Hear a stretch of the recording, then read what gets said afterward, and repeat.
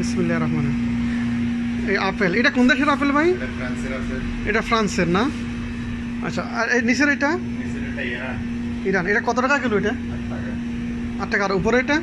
উপরে এটা ফ্রান্সের 9 রিয়াল। 9 রিয়াল। আচ্ছা ঠিক আছে। এটা নিচে কমলা না? হ্যাঁ, এটা কমলা।